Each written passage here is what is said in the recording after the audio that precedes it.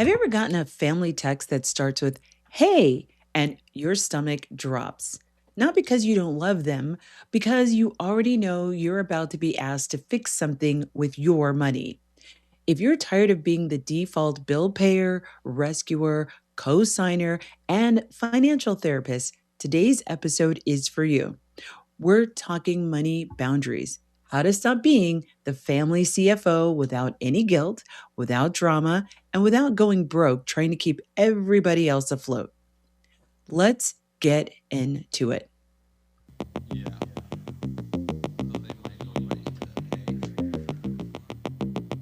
What's happening, my portfolio builders? You're locked into another episode of the Do Different Better show, where we break down wealth, wisdom, and money moves for everyday people. I'm your host, Elaine Rasmussen, founder of Social Impact Now and Connective Institute, and the managing partner of the Integrated Capital Fund. So glad to have you with me today. I'm going to start with a question that's going to feel a little maybe too accurate or triggering. How many of you have a family member text you, "Hey," and your heart or your stomach just dropped immediately before you read anything else? And it's really not because you don't love them or care for them. And it's not because you're a cold, heartless human, but it's because you already know what's actually going to be coming next. It's not going to be, "Hey, how are you?" Or hey, it's usually, "Hey, can you help me with?" And suddenly you're doing all the mental math that you really didn't schedule. You're thinking about, what's in my checking? What's going to come out? Can I move money? If I say no, will they explode? If I say yes, will I resent them? If you know that feeling, welcome. You just might be the family CFO. And today's episode is called Money Boundaries Stop Being the Family CFO. This isn't about being selfish, it's about being sustainable and getting super, super clear about where you are and what you might need long term. Because some of y'all are funding emergencies that aren't necessarily emergencies, and they certainly aren't your emergencies. You're actually funding patterns. And then you're shocked that you can't seem to build wealth for yourself. Now, let me define what family CFO actually means, because it's more than just sending money to a family member. And here's what it looks like. Being the family CFO means you're the actual person who, and here's a list of things, and you might have one or more, you're covering the gap when someone else comes short. You front money until payday, but payday never seems to really arrive. You're often the one asked to co sign just this once. Or you get asked to pay the bill directly because I don't trust myself with cash. You're often handling the emotional labor of everybody else's financial anxiety, or you become the default fixer in every single financial mess. But you don't just give money, you manage risk and you're absorbing the consequences, and you act as the stabilization fund for other grown adults. And here's the key phrase: role capture. Role capture is when you get assigned a role in your family system, often without your consent, and often it happens without you even knowing. Let me know if any of these sound familiar. You're the responsible one. You're the one who made it. You are the one who seems to be able to figure things out. You didn't really apply for this job, you kind of inherited it. Now let's talk about the costs, because this is the part that most people actually avoid, but it is really important. They'll talk about family values all day, but they won't talk about the impact on your financial system. Here are some of the hidden costs of being the family CEO. They tend to come into what I call three categories. And the first category is the actual financial costs. Every dollar you send out unplanned is a dollar that doesn't build your buffer, become your brick house emergency fund. And we've talked about buffers and brick houses. They're not used to pay down your debt or actually have money to get to make investments and build your long-term optionality. And the real cost is not just the dollar, It's the compounding that you could earn that you're actually losing out on. And here's an example. If you send $300 a month to a family member to cover their gaps, that's $3,600 a year. Over 10 years, that's $36,000, not including what could have been invested in what you might have earned off of the investment. I'm not saying that to shame you.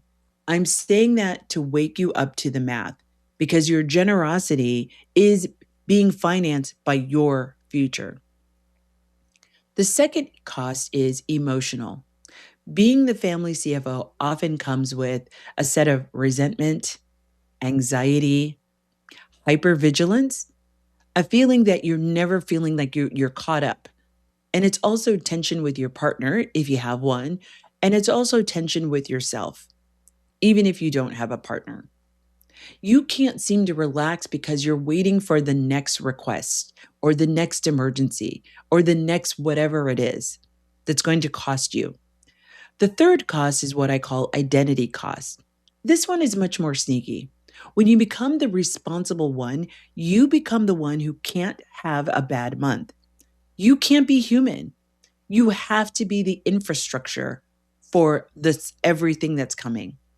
And your wealth capacity, your ability to hold complexity gets overloaded. Let me tie this into the wealth capacity really briefly because it's really relevant here. Wealth capacity, as we've talked about before, is when your life can't hold the load or you're at a specific place in your wealth capacity on what kind of load you can carry. Wealth capacity isn't just about how much you earn, it's about how much complexity your life can hold without actually breaking the whole entire system. Some of you are high capacity people, you're leaders, you're caretakers, you're business owners, and you already have a full mental load. Then you add being the family CFO on top of all of that. Think of each one of those as a weight. So you're managing your own bills, your own goals, and your own stress. And on top of that, everyone else's crisis cycles. Your financial system can't hold that forever. And your nervous system, and inherently, whether you've talked about it or not, also already knows that. And that's why maybe you get irritated at something that has nothing to do with actually what's going on. That's why you might avoid certain calls. That's why you say yes and then feel mad at yourself because you said yes when you know deep down it's not something you can handle. Now, why does this keep happening? Why is it so hard to stop? That's a really fair question. So I want to name some of the drivers that may contribute to this. Driver number one, guilt and loyalty. Particularly if you're first gen, if you've come from scarcity, if you're the one who made it, the narrative becomes, well, if you have it and they don't, then I'm obligated. I have to do this. But here's the truth. Helping once is generosity. Helping indefinitely without a system is self-erasure, right? You're saving someone else and not yourself, right? Driver number two, conflict avoidance. Some of you pay to keep peace. You pay because it's easier than having an argument. You pay because you don't want to be called selfish. You pay because you don't want to trigger family tension. That's not really generosity. That's a fee. It's a conflict avoidance fee that you're paying every single time you do that. Driver number three, the emergency label. Families use the word emergency like it's seasoning. They sprinkle it on everything and everything becomes urgent. But is that really the case? Because if the emergency happens every single month, it's not really an emergency. It's actually a pattern. Now, driver number four, you don't have a policy. Most people don't have boundaries.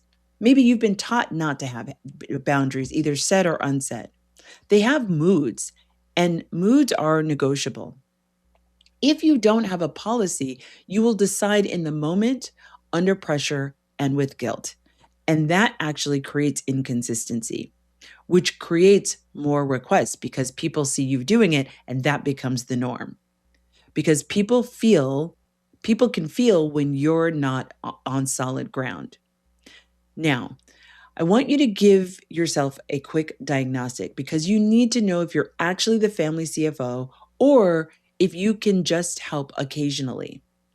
Now, here's the diagnostic, and I want you to answer yes or no in your head while you're driving, while you're sitting, lying down. Answer yes or no to these questions. Do you send money you didn't plan to send at least once a month? Do you feel anxiety or irritation when certain family members call or text you? Have you ever delayed saving or paying a debt or investing because you were helping someone else? Do you have a support or giving line item, or is it just you're freestyling it? Are you funding repeated patterns like late rent, utilities, car repair, short on groceries for the same person? If you said yes to two or more, congratulations, you're in the CFO role. Now, here's the reframe I want you to hold on to for the rest of this podcast. It's not that you can't be generous, but your generosity needs governance because without governance, you don't have generosity. You actually have leakage. And we all know what leakage can lead to if you listen to my other episodes. So I really want you to think about installing a boundary system. And so we're going to talk about coming up a giving budget. We're going to talk about a rescue rule. We're going to talk about a decision cadence, plus scripts so you stop negotiating in real time. Because the goal is not to become a cold hearted, heartless person. The goal is really to be consistent and that one, you can start to build the long term sustainability that you need to have in your life to take care of your family, but also be able to help other family members, but in a way that also works for you financially and doesn't devastate you or put you in a financial crisis. Because if you're helping them, they're probably not in a position to help you. So it's just a really good idea for us to dig in and figure out, and I'm going to help you with that. You're listening to the Do Different Better show. I'm your host, Elaine Rasmussen, and we're just not reclaiming wealth. We're reclaiming ways to build it. So I want you to stay with me, and I will see you after the break. And don't forget to catch us on Instagram at Do Better with Elaine and on my YouTube channel at Do Different Better. You can also listen to us on Sundays on AM 950.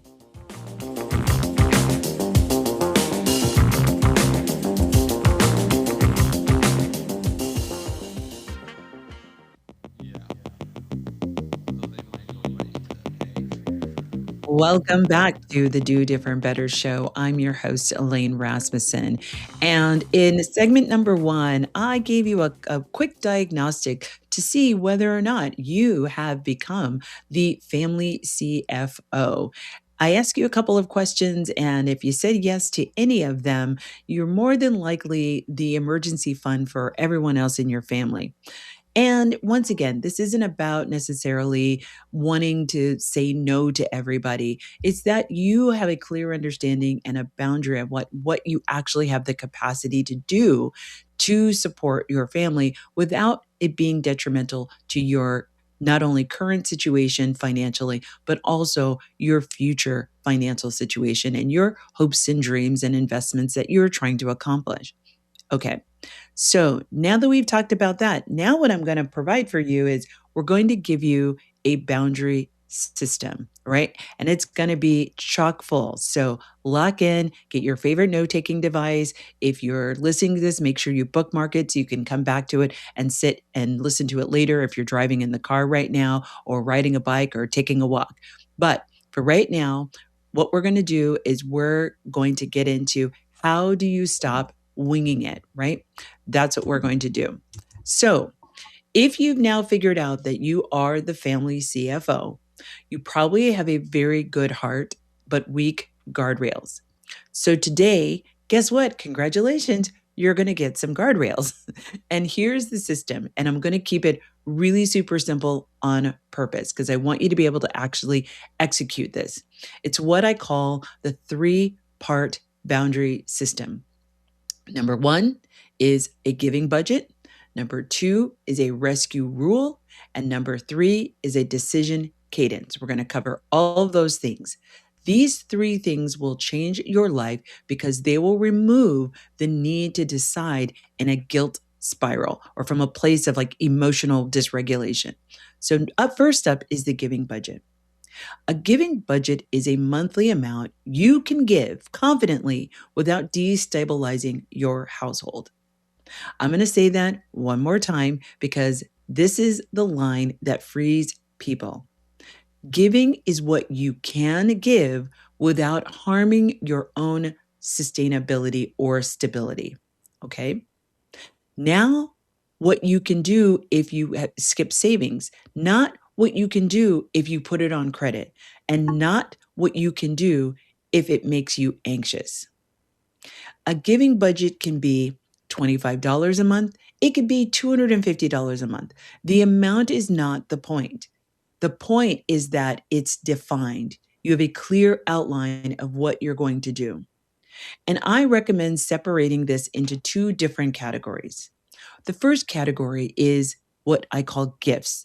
That means that there's no repayment expected. And the second is loans. And if you're going to decide to do loans at all. Now, let me be clear. Oftentimes, somebody might ask me for a loan, but in my mind, I categorize it as a gift. We all know that family member, that friend, whomever it is, they say they're borrowing money, but they never seem to pay it back. So while they might say, I am asking for a loan, I want to pay you back. In my mind, I have already decided it's a gift. Now, if they pay me back, that's a bonus. But if you're anything like me, that may rarely happen to you. I know it's rarely happened to me. I've had plenty of family members who've borrowed money from me and I've never seen one penny back. And that's okay because I've written it off as a gift when I gave it to them. Now, I didn't tell them that this was a gift. You can certainly do that if you want to, but I let them believe that they were actually loaning me, that I was loaning them the money. So if they wanted to pay me back, if they paid me back, great. I love that because now what I do is I take that money and I go and invest it, right? I pay it forward to myself for lending it to them. But if they don't, because I've categorized it in my mind and on my spreadsheet or my budget that it's a gift, I now am no longer psychologically expecting that money to come back to me. My personal professional recommendation for most people, loans to families are messy. They damage relationships and repayment becomes emotional warfare. And who needs extra stress added onto their life and looking crazy at the next family function? We don't need that. We don't need that smoke. Okay. So if you give, consider making it a gift. Then you're not waiting, you're not tracking, and you're not resenting the person for not doing what they said they were going to do. But, and if you cannot afford to gift it, you cannot afford to loan it. That's just a hard and fast rule. That's not really harsh. That's actually arithmetic. It's just, this is a math problem, right? If you can't afford to give it away, then you can't afford to loan it either. Because again, the chances are you're probably not going to get paid back. So you need to be able to know that once that money is gone and it's not coming back. Now, if it does come back, as I mentioned before, great, happy day. Now take that money and put it into a savings account because you already discounted the money anyway. So put it into an investment vehicle, right? Now, how do you pick the giving budget amount? That's a great question. Here's a simple approach, and it's not the only approach, but I'm going to use a simple approach using the buffer framework. If your buffer is not funded, meaning you don't have at least a starter cushion for yourself, your giving budget should be very small or possibly zero, at least temporarily.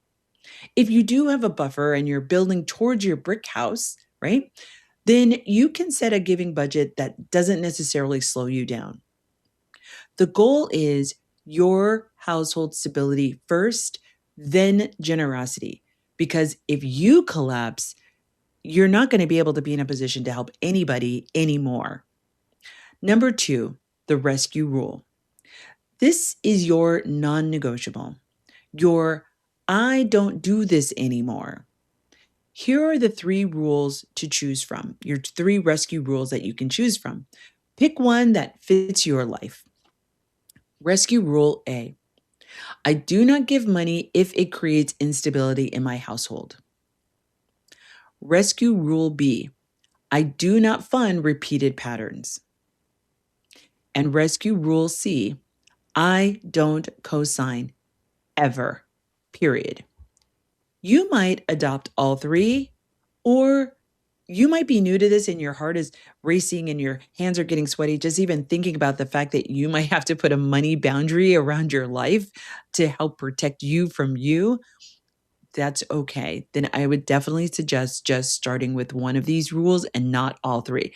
But you can work your way up. Say, for this year, for the rest of 2026, I'm going to adopt rule A or I'm going to adopt rule B, right?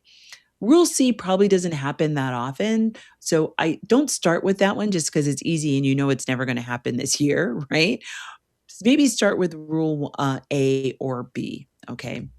These rescue rules protect your wealth capacity. They keep you from becoming a full time stabilizer for other grown adults. All right. Number three is decision cadence. This is the part that people often miss.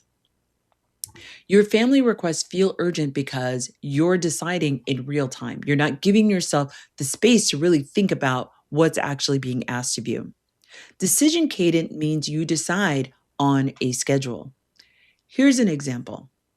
I decide support on Sundays during my weekly rest, or I decide support on the first of the month. Maybe it's after you've looked at your bills, maybe it's after you've paid your bills, and you get to really see in real time what's left over and whether or not you can honor that request.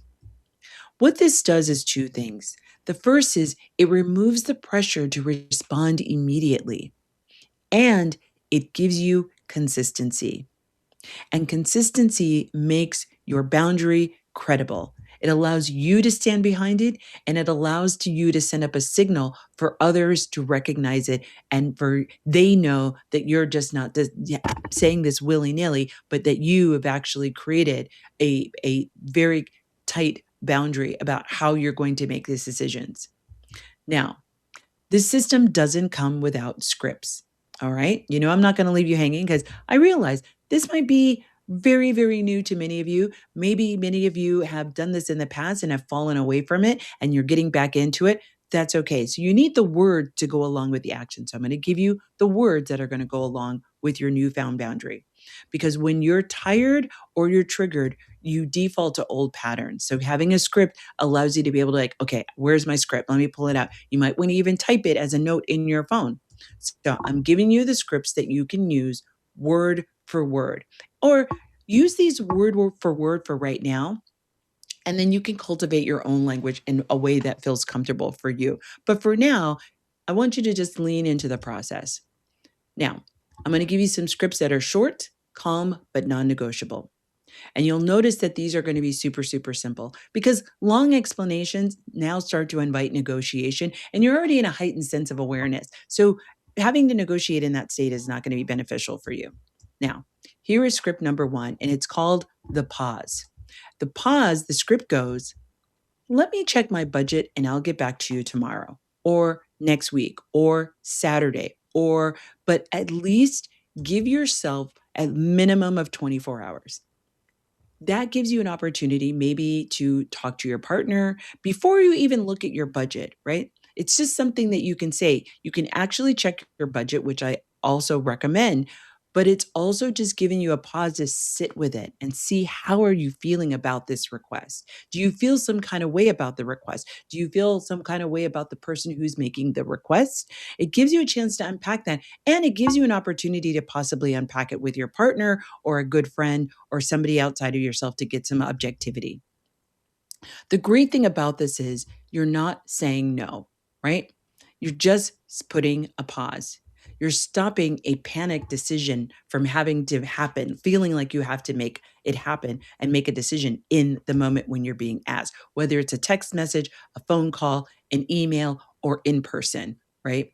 Hey, I'm going to give you an answer in 24 hours, or I'm going to think about this. I need to check my budget and I'll get back to you in 24, 48, 72, whatever the time frame may be. If you know you're not getting paid for a week, hey, I really can't, I'll deal with this. I'll give you an answer. Can it wait XYZ, right? So there's lots of options, but the simplest one is I need to check my budget and I'll get back to you. Okay. Script number 2. This is what I call the giving budget. And that is the script is I have a set support budget each month. I can do X. So if they push, your response is that's what I can do. Pure, simple, easy, right? And what that allows them to do is they've got to figure out the rest. You're actually saying, I can help you, but I can only help you this much, right? It's kind of like if you're giving somebody a ride of like, hey, I can't take you all the way to Minneapolis, but I can take you halfway because that's on my way. I was going that direction anyway. This is very similar, but it's only for your money. Now, script number 3. This is the no loan script, right? The no loan script says, I'm not lending money right now. If I can help, it would have to be as a gift, right? And you might even leave off that second sentence, right? What this does is it prevents the repayment drama of them avoiding you and never actually paying you back, and you expecting and saying to them like, "Oh, did you get paid? Did you get your tax refund back?" Whatever the situation may be. Script number 4, no co-signing. And here's your script. I don't co-sign for anyone anymore, right? Or you can just say, I don't co-sign for anyone. And that's a hard no. No is a whole sentence with a period on the end. It's no apology and it's no story. Script number 5, help with the plan, not the payment. I can't cover that, but I can help you make a plan. I can help you figure this out. This protects your wallet while preserving that you actually do care for the person. Script number 6, resources instead of cash. Your script is, I'm not able to send money, but I can help you find some resources. And here's script number 7. This is what I call the vendor direct, if you so choose. Here it goes. I can't give cash, but I can pay the bill directly one time. Send me the information. This reduces misuse while still helping, but I would definitely make sure that you use this one very sparingly. Again, you don't want to be the default. Script number 8 is the repeat pattern boundary. It says, I'm not able to keep helping with the same issue. I'm happy to help you set a longer term solution. Now, I'm going to address something. Some of you will use these scripts once and then fold when someone gets angry. I hear you. And you're going to be new to this. So you might fall down a couple of times before you actually start to get confident and actually stand behind it. So also don't beat yourself up if you do it a couple of times and then you get caught in a bad situation or unaware and you fall back into your pattern. Guess what? The next time you can get back on the horse and get back to your boundary. So let's talk about why boundaries actually even fail. Using the wealth identity very, very lightly, right? So for my folks who are builders, they fail because you try to build a whole financial improvement program for your relatives. And that's just shifting the work to something else other than cash. You become their unpaid coach, bookkeeper, and therapist, and then you start to burn out. For my builders, your boundary fixes, you're not building a system for them, you're building a boundary for you, right? Next, my caretakers. I love my caretakers. You feel guilt and override the rule because you can't tolerate their discomfort or their displeasure with you, right? The caretaker boundary fixes you can be loving and still be firm. Their emotions are not invoices to you, okay? And to my maximizers, you over explain, you debate, you provide logic, and then they negotiate you down and you just get worn out. So here's your fix short answers. There's no theater, no courtroom, and no negotiations. And if you have to, just keep repeating the same thing over and over and over again. And for my minimalist strategist, you avoid the conversation until it becomes an explosion, and then you regret how you said it. Here's your fix: use scripts early. Small, firm no's prevent big, messy blowups. Don't wait. And here's the line: your boundary fails where your identity tries to be loved. And that's understandable. Okay. But before we move on into the last part of our conversation, which is the pushback, I'm going to do this quick setup for you. And this is your family CFO policy. So, once again, get out your note app. I want you to write 3 things down, whether it's written down or you put in your note app.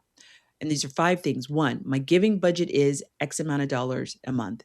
Number 2, my rescue rule is whatever your rule you're going to choose. And 3, my cadence is I decide support on whatever day. Now you're not improvising, you're actually operating, right? And coming up in the final segment, here's what's going to happen next. We're going to deal with pushback. We're going to deal with guilt tactics. We're going to talk about repeat offenders and keeping relationships intact without folding. You're listening to the Do Different Better show. I'm your host, Elaine Rasmussen.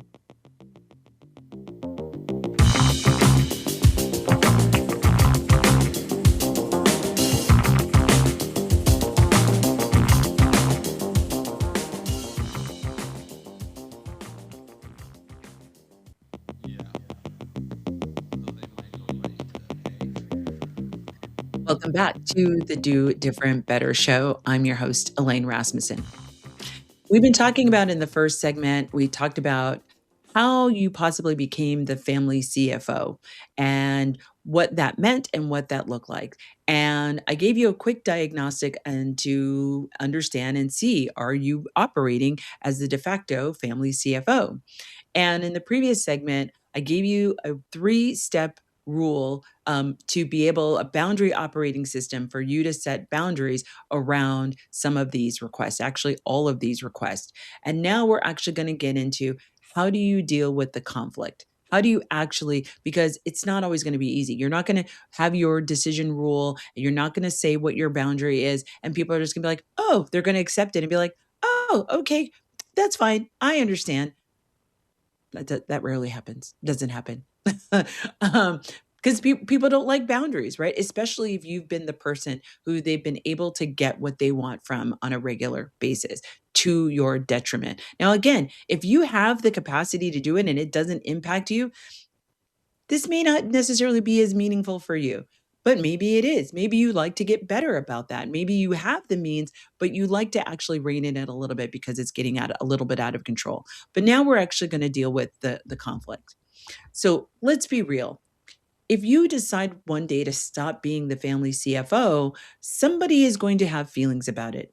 Actually, they're going to have all the feelings about it. And that doesn't mean that you're in the wrong.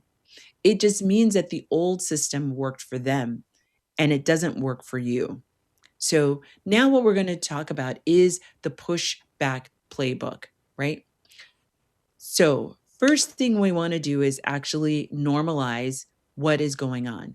When you set boundaries, people who've benefited from your lack of boundaries will test you. It is a human nature thing. They may not have any malintent behind it, but it's just something we do as humans. Think about little kids, right? The terrible twos with toddlers. That's exactly what's happening. They're pushing the boundary. It's not that they're having a conscious thought that they want to fight you, although sometimes I feel like sometimes they do.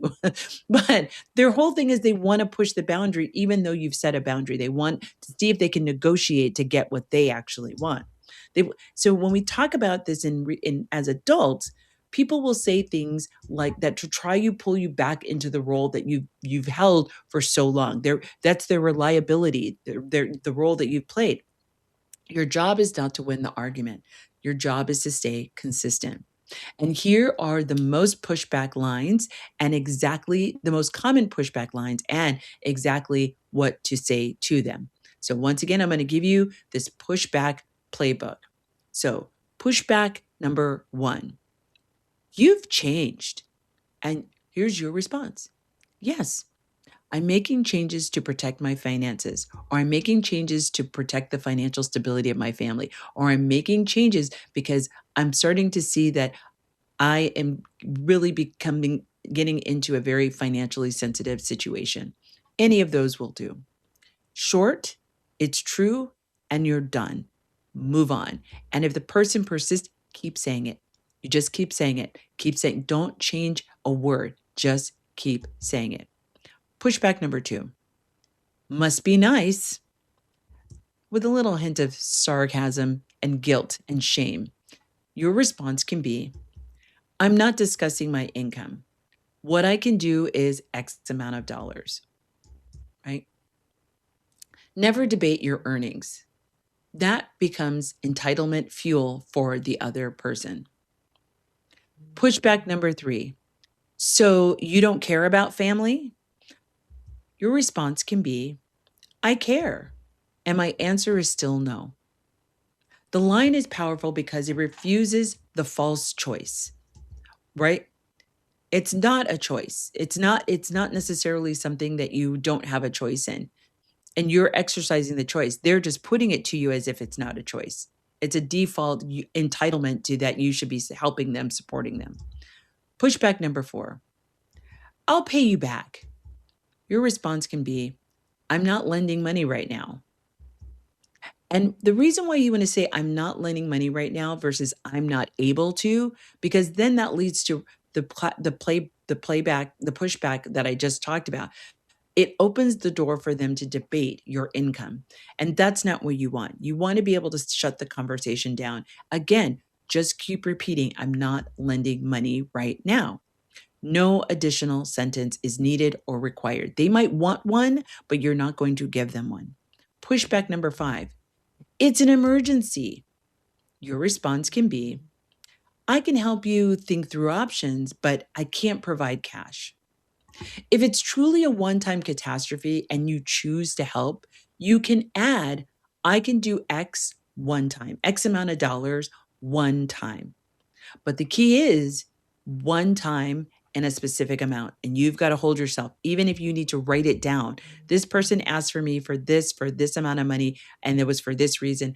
I will not be giving more money for this specific reason at any more, right? Sometimes we need to write that note to ourselves to get it into our long-term memory to make sure that we actually have a higher likelihood of sticking to it. Pushback number 6. And this is anger, guilt, or the silent treatment. They might not say anything. They just might be throwing a lot of side eye, a lot of attitude, and their response might be, your response can be, I understand you're upset. However, my decision is the same, right? And if the situation calls for, you might need to walk away, like physically walk away. I have had to do that. It feels very empowering. Do not buy your way out of their emotions. Your mood is not a mood stabilizer, right? Now, let's talk about our repeat offenders. And we all know who they are because this is where the people who are trying to make change, this is where you can get trapped, right? And that really comes up with having a repeat offender policy. If the same person has the same emergency repeatedly, you are not helping. You're actually maintaining a cycle between you and them, right? So it could be, same church, different pew.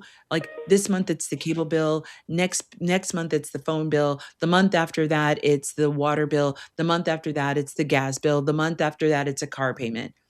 It's still the same behavior, it's just a different bill, right? But again, if you keep rescuing them, they keep thinking they can come back and get rescued. So here's a policy that protects both you and your finances and your sanity. It's called the 3 strikes policy. First time, resources plus a plan to help. Minimal amount of money, if money at all. The second time, smaller support or no support, plus a boundary reminder, right? And the third time, no money and only non-financial support. You can literally say, I'm not able to keep funding this. I can help you set up a plan. Now, that does not mean now it is your responsibility to help them manage the plan. You're just transferring one bit of stress into another bit of stress. The idea of this is that we're trying to take things off your plate so you can now start to put time and attention to your financial stability, your wealth building, whatever that looks like for you. And because late rent every month is not actually an emergency, that's poor planning. That's a cash flow problem, a budgeting problem, an income problem. Are they living in a place that they can't afford? Or is it a choices problem? And that is theirs to solve. Now, again, you can help them figure it out. You can help them think through it. You can help them get resources. You can help them map a plan.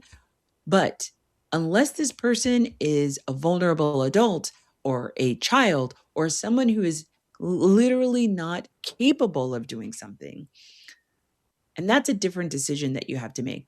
But somebody who's fully capable and is a grown ass person, this is where you want to start rethinking what your relationship is with them. Now, some of you are thinking, Elaine, but what if they're truly struggling?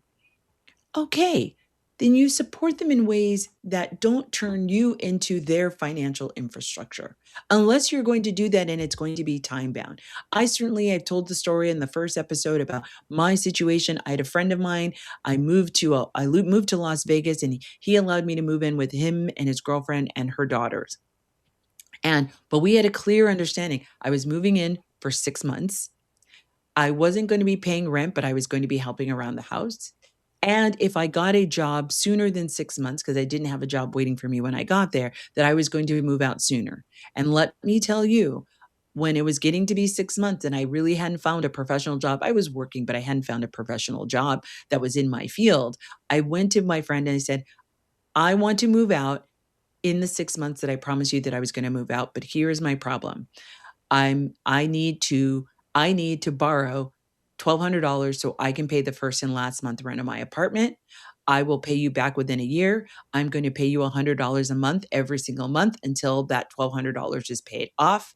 He agreed. I moved out. I was out of there. It was like 6 months and a day. I had moved out of his place. I had moved into my apartment. And literally from that day forward, I paid him $100 a month until the loan was paid off.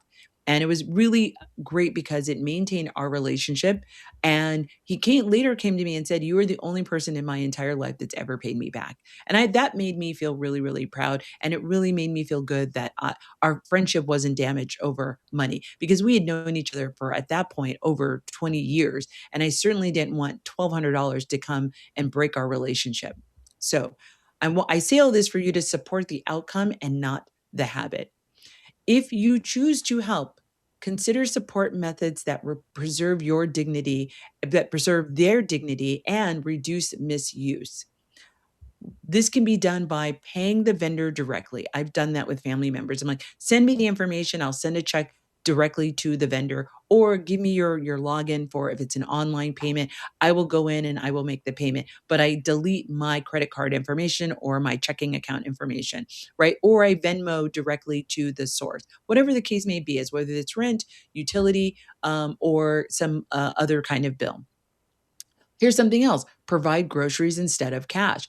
I've done this with family members. I've actually gotten them gift cards. I had a family member one time ask me, I think it was like $200, and I asked them what was it for? And they said it was for their car. I said, okay, I'm going to buy a gift card for the place that's closest to you to get your car repaired. And so that's what I did. Now, here's the funny thing: that really wasn't what they wanted, because I bought them the gift card and they never used the gift card. So again, you're putting up a boundary of like, you said that this money was for X, then you're going to use it for X. And if they're trying to use it for something else, then they've got to figure that out. So also, you want to offer a one-time help with setting up auto pay, a payment plan, or benefits. Here's another thing: connect with community resources, or you can offer job leads, childcare resources. Hey, come over and do some work on my house. I have some things that need to be cleaned up. I will pay you to do that. So anything that provides an alternative.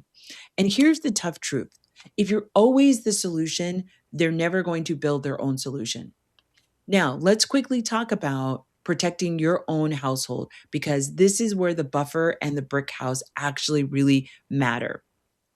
So, the buffer and the brick house, your household must come first. right? They say when you're on the airplane, put on your mask first before helping somebody else. The same goes here. If you are sending money while you have credit card debt, no emergency fund, no buffer, you're living one paycheck to paycheck and you're one paycheck away from stress, you are not being generous. You are actually contributing to your own financial fragility, right? Your buffer is what keeps you from being financially manipulated by actually any emergency, yours, much less anybody else's, right? Your brick house is what keeps you from being taken down by someone else's chaos, right? And your family may not understand your goals. And this isn't an opportunity to explain all your financial goals to them, but your goals are valid in any way, shape, or form. Now, how do you keep the relationship? And again, not everybody's going to be okay with this, right? But how can you keep the relationship without you folding? This is the key. Separating in your mind and in your heart love from money. Those are two separate things. And you can say it very plainly. I love you. I love you very much. And I want to know, I want to take care of what happens to you, but I will not provide you with money. Then pivot to what you can offer. I can help you map out a plan because I'm a good strategizer. I can help you find some resources. I can check in on you weekly. What is it that I can do? I can give you some work around my house where you can earn some money because some people need cash, but some people actually need structure. And some people need you to stop enabling them. I know that's a hard one to hear. They need you to stop enabling them, right? And you're not abandoning them. You're actually just changing the terms, right? Your credit card company does that with you all the time. Now it's time for you to do that. Now, I want you to end with a clear 7-day action plan because boundaries without implementation is just happy quotes, and we're not going to do that. You know, I'm always going to leave you with an action plan. Now, your 7-day action plan is day one, pick your giving budget number, whatever that is, whatever the amount is. Day two, you're going to choose your rescue rule. Day three, you're going to save 2 scripts as text shortcuts on your phone. And some of those shortcuts could be support budget or no cosign. Day four, you're going to decide your cadence and you can say, I decide support on Sundays. Day five, you're going to practice saying your script out loud. Yes, out loud in the mirror, to your dog, to your cat, whatever. Day six, use the pause script the next time someone asks, I'll get back to, and you'll ask, I'll get back to you tomorrow. And then day seven, I want you to review. Did you follow your policy? Did you adjust your giving budget if needed? And here's your closing line. And write it down if you need to. Okay. It's all right. You are not the family CFO. You are a person building a legacy for yourself and for your family. You can be loving and you can be boundaried, and that's okay. You can be generous and you can be financially stable. You can help without actually harming yourself. Okay? That actually is the point.